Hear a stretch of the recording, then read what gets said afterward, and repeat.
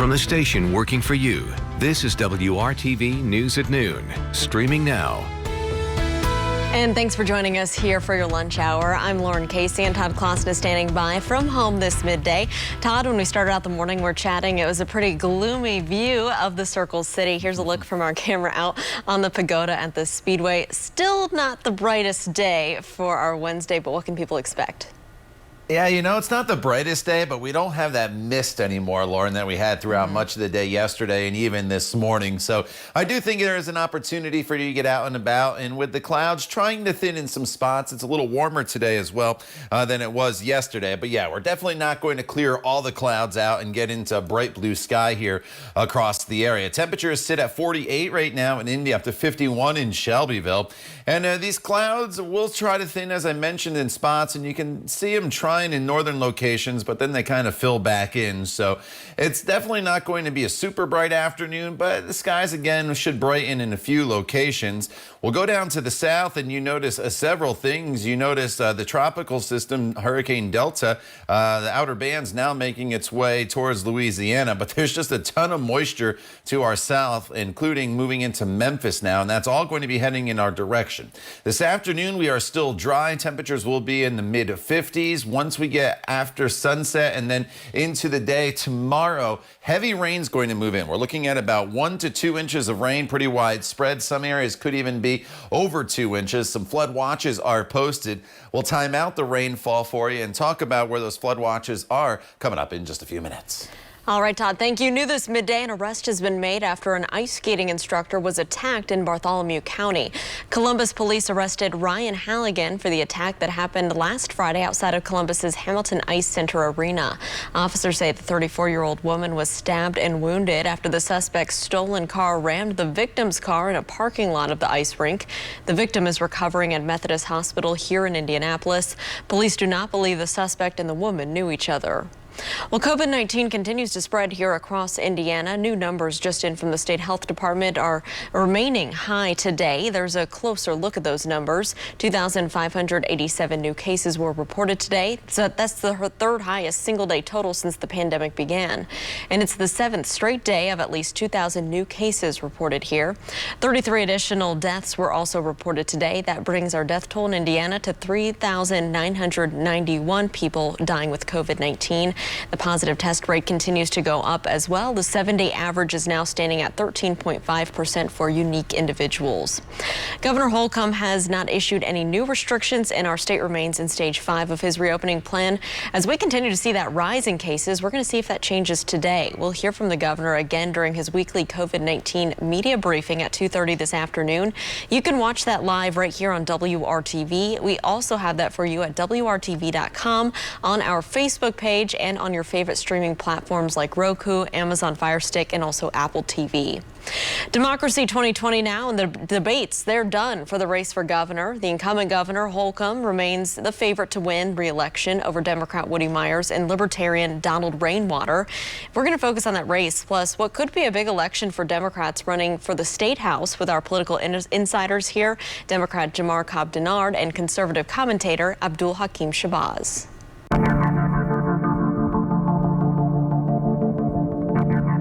Federally, coronavirus and COVID-19 has been a very big topic, back and forth between Donald Trump and Joe Biden. And I think that's what has really overshadowed the conversation about it statewide, even though it's the state leaders and local leaders who are making a lot of the decisions and blocking and tackling against this disease.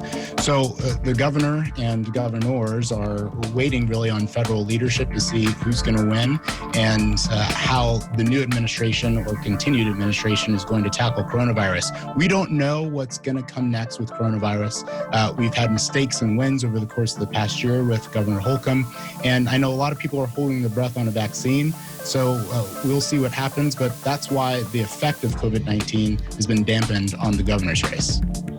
See, I'll take a little bit of a different approach. I think COVID-19 has impacted the governor's race in the sense that it's given Donald Rainwater an issue to kind of run on that he probably wouldn't have had COVID-19 not been here, because he can talk about liberty, he can talk about freedom, he can talk about the mask mandate or lack thereof a mandate in name only. and that's helped him in the polling and also maybe garner some attention that he didn't get before. So from that perspective, I do think COVID-19 has impacted the governor's race. Now, do I think Eric's still going to win? More likely, yes. But I do think it has impacted the governor's race by giving Donald Rainwater libertarians and the more ideological conservatives a platform to run on that they otherwise wouldn't have.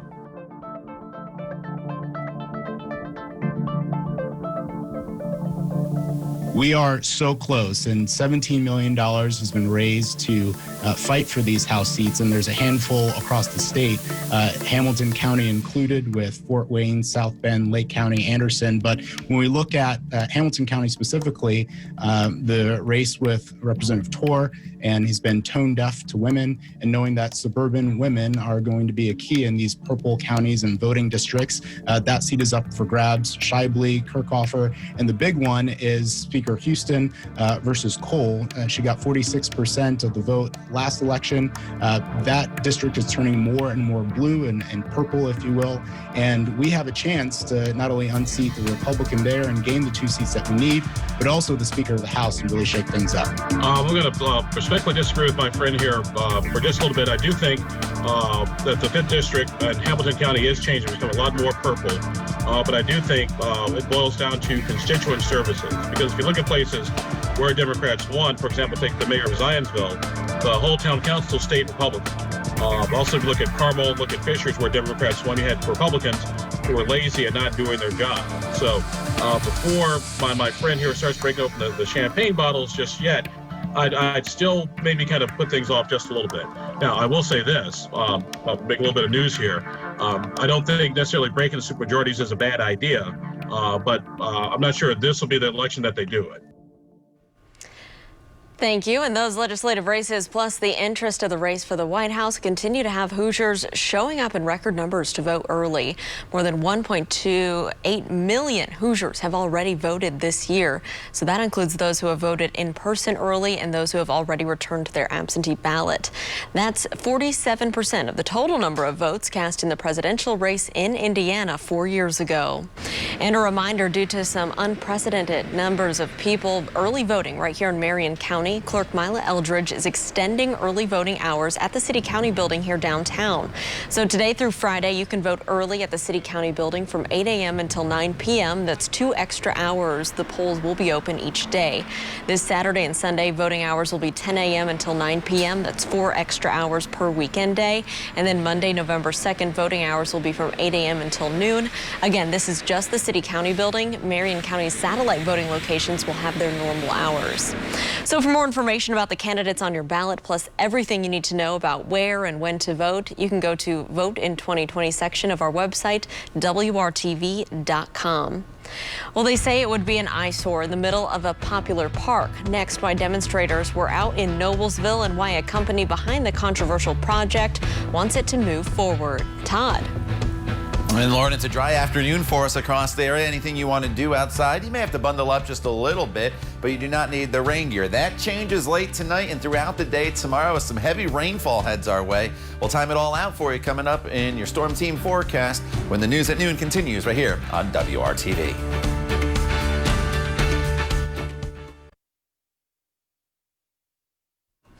Welcome back. Some people who live in Noblesville are letting their city leaders know how they feel about a plan to put a gravel pit in one of their parks.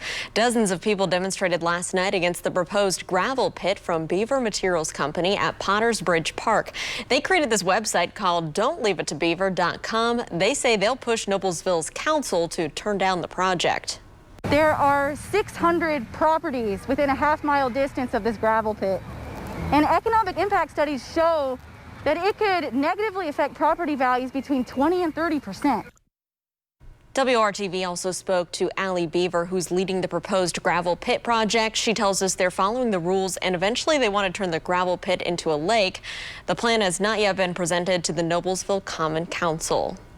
Well, they're trying to get more women into tech careers. Next, the company that's trying to help them find opportunities even in the midst of an economic downturn.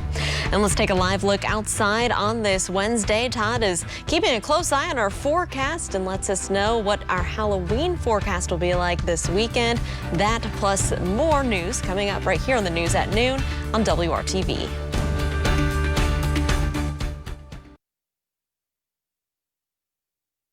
Welcome back. So many jobs have gone digital during the pandemic, and advocates say now is the time to encourage more people to get into technology-based careers. One group in Indianapolis is trying to get more women of color into those types of good-paying jobs. Our own Stephanie Wade has more on their efforts to bring about equality in tech. I think it's made people more aware that it's something that they need to push themselves towards. In a time where everyone is using technology tenfold to do their jobs from home, Audrey Taylor with NetLogix hopes this is encouraging more women to get into tech. I've always said I think the tech career is very welcoming to work-life balance for women. I think the pandemic has shown that in spades. A consulting services company that helps organizations manage change in the IT space, NetLogix works to promote and be diverse by design, supporting minority organizations through partnership and mentorship to inspire women to pursue STEM-related jobs in Indiana, recognizing that minorities are often pigeonholed to certain careers or believing they can't pursue something. I think businesses need to look like the society we're part of. We know women make most of the financial decisions in our private lives. So recognizing that and that they're good managers of those kind of decisions, it seems silly to not allow them to make decisions in boardrooms and all the way down. How businesses can create a more diverse workforce. So our Latino Institute here in Indianapolis is a very, very vibrant organization. We've got a Latino part of the Indiana Chamber. We've got that for the Black community too. So engaging in those organizations and finding ways in led us to those relationships with Ivy Tech and IUPUI so that we could be more engaged with a slightly different looking part of the student community. And our interns through those organizations have been fantastic and really aided and abetted our growth. Connecting with communities outside of your own, she says, has been extremely helpful in creating a larger, more diverse pipeline of talent from across the state. Stephanie Wade, WRTV. Stephanie, thank you. Well, INDOT is still hiring Hoosiers as winter inches closer. Today, INDOT took some of its new snowplow drivers to snow school. It's part of a full days of practice the drivers have with the snowplows. They learn how to clear the roads once the real snow comes. There is even a snowplow obstacle course for the drivers to navigate. And they can learn different things like how to drive these plow trucks, how to get through certain areas like we saw in the obstacle courses, how to load trucks with snow, how to put plows on the trucks, how to wash the trucks when we're done to keep the truck safe. Well, INDOT still has some job openings for the winter season, and you can find out more about those positions at hiringhoosiers.com. And Todd, we're preparing for the snow. It's almost that time of the year, but no snow in our forecast for today or through the weekend, right? Yeah, you know, I don't see any snow in our foreseeable future. What I do see, though, is a lot of rainfall heading our way. Had it been a little colder, we'd be talking about a lot of snow across central Indiana. Just not going to be the case. Thankfully, we're still here in October. Outside right now, lots of clouds. Temperatures sitting in the 40s, and these clouds are going to hold thick throughout most of the afternoon hours. They may thin in some spots for some hints of sunshine, but it shouldn't be anything more than that. Temperatures right now are sitting in the 40s anywhere you go. 49 in Bloomington, 45 in Tipton, Muncie at 48 degrees. And temperatures, as the clouds thin a bit, will go up into the mid-50s here for afternoon highs. So we'll get a little bit warmer, but we're not expecting a lot of warmth heading our way this afternoon. But the key is it's dry. You can get out and about. That will not be the case for most of the day tomorrow. Here are the clouds that you see. There's no moisture out there. That's moved off towards the east. But as we expand out, you see Hurricane Zeta down in the Gulf of Mexico with its outer bands starting to make its way onto shore. And then we have this big storm system as we get a little bit closer with the center of low pressure off across the Texas Panhandle, and you notice the moisture is surging to the north and already through Memphis, and that's likely going to make it in here by time we get into the evening hours after sunset. Now, it's only going to be in southern locations then, but watch what happens on TrueCast here through the overnight hours.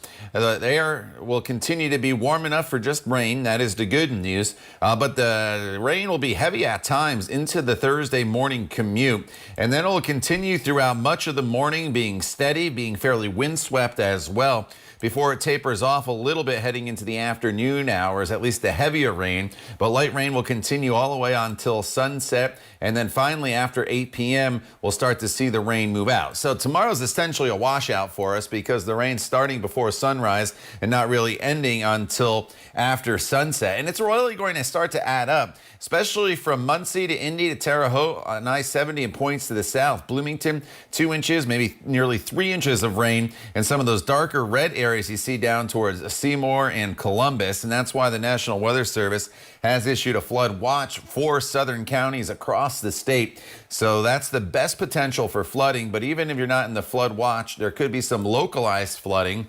And if you do have storm drains in front of your house, make sure you go clean the leaves out of the front of those so all this rainfall has somewhere to drain. So it's really wet throughout the first half of the day tomorrow with that gusty wind kicking up to maybe 20 to 25 miles per hour. Needless to say, it's not a pleasant day for Thursday with that heavy rain. The good news is it's the last day of rainfall in the forecast as we head into Friday and then all the way into November in the middle of next week. It is going to be dry, including Halloween and also including Election Day. Right now it looks to be mostly sunny, Lauren, with temperatures near 60 degrees for anybody that's going to have to stand in the line. And also remember Saturday night into Sunday morning to turn those clocks back 1 hour. All right, we like that on this shift. Todd, thank you. Well, some sneakerheads are getting scammed.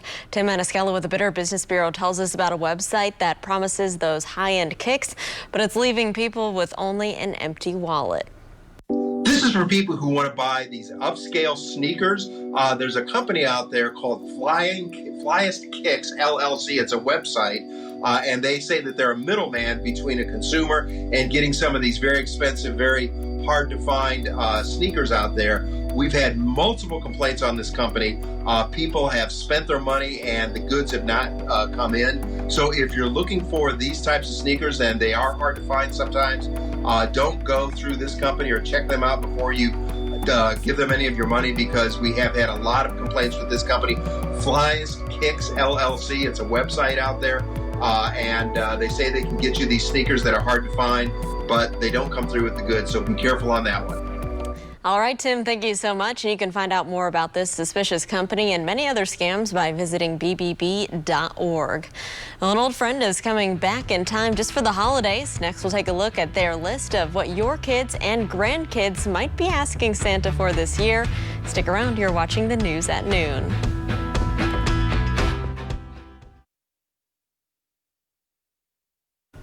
Welcome back. So during the pandemic, some people have turned to live streaming to keep their businesses and careers going. And now Instagram is helping you stay connected longer if you need to. Instagram is now extending live streams from 1 hour to 4 hours. Instagram will also let you start saving your live streams. They'll be in the archives for up to 30 days. They may have closed almost all their stores, but the Toys R Us franchise is bringing back an old favorite for the holiday season. Toys R Us has relaunched Jeffrey's Hot Toy List, naming the 20 hottest toys of the year. It includes popular brands you'd expect to see like Barbie, Hot Wheels, and Lego. There are also standouts like everyone's favorite fictional baby, Baby Yoda from Star Wars The Mandalorian. Toys R Us went bankrupt in 2018, but now it has a new owner and sells almost all its toys online through Amazon. Todd, I've been getting some catalogs in the mail already, which is exciting. I like catalogs. I'm kind of old-fashioned, so the Christmas season's going to be here before we know it. You know, it's hard to believe that this weekend, October, comes to an end and November starts, as this year is just flying by. All right, outside right now, it's cloudy, but pretty quiet for us. 59 degrees, your high temperature this afternoon. Tomorrow's a complete washout. The heavy rain starts during the overnight hours. The heaviest of the rain in the morning. Flood watch is posted 1 to 3 inches, but drier starting on Friday. Todd, thank you, and thanks for making WRTV your choice for news. Come back and join us for the news at 5. Have a great day.